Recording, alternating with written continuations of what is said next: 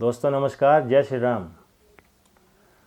कल 22 जनवरी को अयोध्या में प्रभु रामलला की प्राण प्रतिष्ठा हो गई। वो अपने भव्य और दिव्य राम मंदिर में विराजमान हो गए। पूरे देश ने इसको एक उत्सव की तरह मनाया, उनके आगमन की तैयारी की, उनका स्वागत किया और ये चर्चा देश विदेश में सब जगह फैली। इस समारोह का जिक्र हुआ कि इतना बड़ा इवेंट शायद ही पहले कभी हुआ हो, जिसमें भारत के लेकर जम्मू से कश्मीर तक, गुजरात से असम तक सभी लोग इसमें सम्मिलित हुए अपने अपने स्तर पर। और यही नहीं, विदेशों में भी इस समारोह की जितनी चर्चा हुई वो अपने आप में अद्भुत और अकल्पनीय था।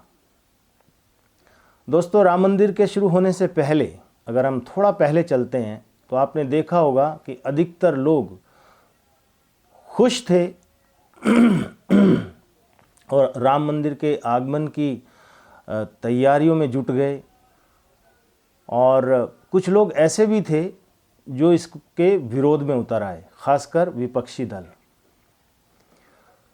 उनके अपने अपने कारण थे विरोध करने के, लेकिन अधिकतर लोग इसके पक्ष में ही थे।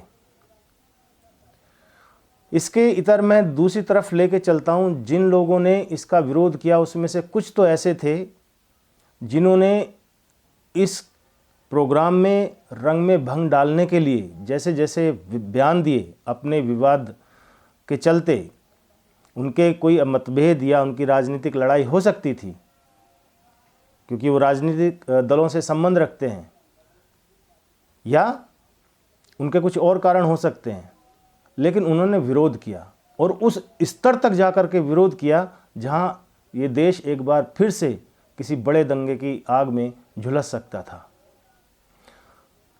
क्या अपनी राजनीतिक महत्वाकांक्षा के लिए या अपनी किसी भी महत्वाकांक्षा के लिए कोई इतना नीचे भी गिर सकता है? हालांकि लोगों के अपने अपने कारण थे कि उन्होंने राम मंदिर का विरोध किया, लेकिन इनमें से 3 नाम ऐसे हैं जिनकी चर्चा होना बहुत ज़रूरी है।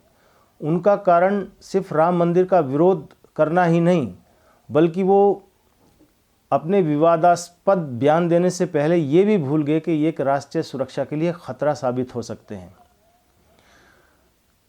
उससे पहले कि मैं इनका नाम बताऊं, मैं आपको बताना चाहूँगा बिहार के यूट्यूबर मनीष कश्यप के बारे में। आपको याद होगा पिछले साल में उनको गिरफ्तार किया गया था और उन पर यह आरोप था कि उन्होंने अपने यूट्यूब चैनल पर एक फर्जी वीडियो प्रसारित कर दिया था जिसमें वो तमिलनाडु में रह रहे जो अप्रवासी मजदूर हैं उन पर जो जुल्म ज्यादती हो रही है उसको उन्होंने उस वीडियो के माध्यम से दिखाया था। इसके बाद बिहार में उन पर अलग अलग जगहों पर अलग अलग धाराओं में कई एफआईआर दर्ज हुई और बाद में उन्होंने बिहार पुलिस के सामने आत्मसमर्पण किया और बाद में तमिलनाडु पुलिस भी उनको लेकर के गई और वहाँ पर उनको एनएसए राष्ट्रीय सुरक्षा कानून जो है उसके तहत उन पर मुकदमा भी चला। मनीष कश्यप का ये कहना है, जब उन्होंने ये दावा किया है बाहर आने के बाद, कि जो उन्होंने वीडियो प्रसारित किया था उसके सोर्सेज भी रिवील किए थे कि उनको ये इन्फॉर्मेशन मिली कहाँ से थी। ये उनका दावा था। इसके बाद भी उन पर एनएसए लगा दिया गया। उनका विरोध करने के लिए उनको बेल ना मिले, इसके लिए कपिल सिब्बल जैसे बड़े वकील जो है वो मैदान में उतर गए थे। लेकिन बाद में जब मुकदमा चला तो उनको एनएसए से छुटकारा मिला। कोर्ट ने माना कि इन पर एनएसए नहीं लगाया जा सकता है और उनको बेल मिल गई और वो अब बाहर हैं। तो एक ये मामला है।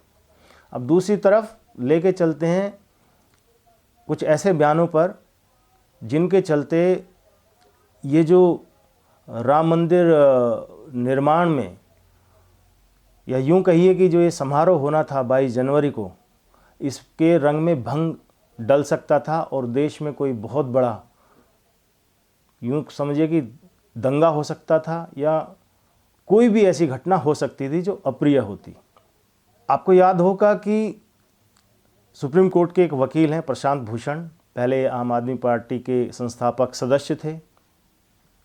इन्होंने एक बयान दिया और वो बयान ये था कि उन्हें बहुत रिलायबल सोर्सेज से ये मालूम पड़ा है, हालांकि उन्होंने कहा कि वो रिवील नहीं कर सकते ये, लेकिन उनके पास ये इन्फॉर्मेशन है कि बीजेपी पुलवामा जैसा अटैक राम मंदिर पर प्राण प्रतिष्ठा वाले दिन करवा सकती है। और उन्होंने ये रिवील नहीं किया कि ये इन्फॉर्मेशन कहाँ से उनको मिली। अब सोच के चलिए कि जब इनके पास इन्फॉर्मेशन थी तो उसको लेकर के इनको कोर्ट में जाना चाहिए था या कुछ और जो है सरकार के खिलाफ कुछ भी ऐसा एक्शन लेना चाहिए था, लेकिन उन्होंने बयान दिया। दूसरे जो शख्स हैं जिन्होंने ये बयान दिया है, बयान नहीं दिया बल्कि उन्होंने इसी को आधार बनाया और आप तो जानते ही हैं सतपाल मलिक कितने डिप्रेशन में हैं, किस तरह की फ्रस्ट्रेशन में हैं जब से वो राज्यपाल पद से हटे हैं जम्मू एंड कश्मीर के। उनका कहना ये है कि भाई जो पुलवामा अटैक था उनको आशंका है कि वो सरकार ने करवाया था। अब इनसे कोई पूछे कि जब ये पुलवामा अटैक हुआ था तब आप वहाँ पर राज्यपाल थे, तो आप वहाँ क्या मटर छीलने के लिए गए हुए थे? आपकी जिम्मेदारी तब क्या बनती थी? तब तो आप बोले नहीं, लेकिन अब जब राम मंदिर में प्राण प्रतिष्ठा होने जा रही है तो आप ऐसी ही किसी आशंका को फिर से जाहिर कर रहे हैं कि, और ये सिर्फ बीजेपी का विरोध करने के लिए, मोदी विरोध करने के लिए, मोदी विरोध में अंधे हो चुके ये लोग किसी भी स्तर तक जा सकते हैं। ये नहीं सोचते बोलने से पहले कि आप राष्ट्र की सुरक्षा व्यवस्था के साथ खिलवाड़ कर रहे हैं, ऐसा बोल के। ऐसा ही बयान है मिलता जुलता जो उद्धव ठाकरे ने दिया महाराष्ट्र में। अब पता नहीं ये लोग अपनी राजनीतिक महत्वाकांक्षा है इनकी कि ये नीचे गिरने के स्तर को लगातार छूते जा रहे हैं और बीजेपी पर हमला करने के लिए कुछ भी उलूल जुलूल ये बोल देते हैं, या मीडिया की सुर्खियां बने रहने के लिए ये लोग बोल देते हैं। ये तो यही जाने राजनीति में ये लोग जिस तरह से अप्रासंगिक होते जा रहे हैं, और ये यही कारण बचता है कि मीडिया में इनको बने रहना है, और मीडिया में बने रहने के लिए इनको ऐसे ही कुछ उलूल जुलूल बेसलेस बात करनी है। इस तरह के बयान देने पर, जबकि देश में इतना बड़ा आयोजन हो रहा है और इतने करोड़ों लोगों की आस्था इसमें जुड़ी हुई है, और इस तरह से एक चीज़ को इस रूप में पेश करना कि वहाँ पर कोई आतंकवादी हमला करवाया जा सकता है, तो इनका कहने का मतलब है कि क्या आतंकवादी हमले करवा रही है केंद्र सरकार? अगर ऐसा है और इनके पास कोई इन्फॉर्मेशन है तो इनको कोर्ट जाना चाहिए, इनको बताना चाहिए। और अगर कोई ऐसी इन्फॉर्मेशन नहीं है तो फिर ऐसे बयान क्यों दिए जा रहे हैं? और जब मनीष कश्यप एक सोर्स के आधार पर एक वीडियो बना सकते हैं, वो फर्जी है असली है ये तो बाद की बात है, लेकिन उन्होंने वीडियो बनाया, उसका सोर्स बताया, उस पर उनको गिरफ्तार होना पड़ा, जेल में जाना पड़ा, एनएसए का सामना करना पड़ा। अब सवाल ये है कि क्या इन लोगों के खिलाफ ये एजेंसियां एनएसए एक्ट लगाएंगी, इनको जेल में डालेंगी? क्योंकि अगर ऐसा नहीं हुआ तो इस तरह का बयान देने वालों का हौसला जो है वो बढ़ता चला जाएगा, और लोग भी इस तरह के बयान देने के लिए उनको बल मिलेगा, और फिर ऐसी किसी अप्रिय स्थिति से हो सकता है हमें दो चार होना पड़े।